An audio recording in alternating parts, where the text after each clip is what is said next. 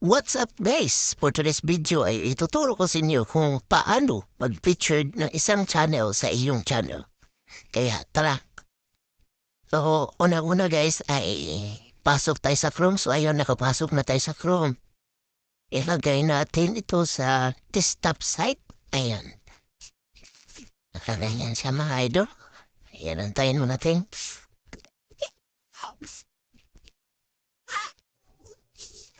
So dito guys, click nyo lang yung view your channel. Ayan. Nandito na ito. So, customize channel. Click nyo yung customize channel. At antayin natin na.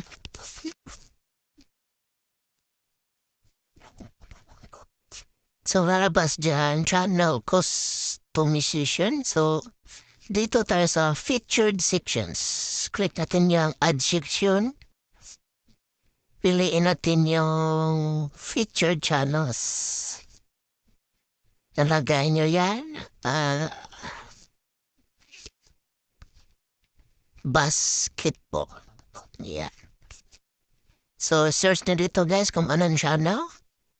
For example, channel ko din.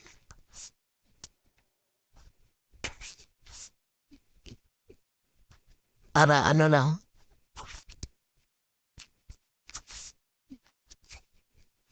Yan, so ganyan guys. Click nyo lang yan.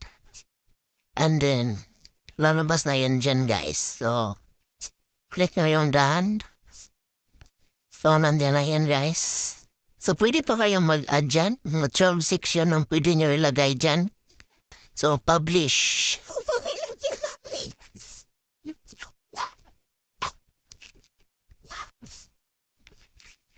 So, ayan guys, ganun lang kasimple guys.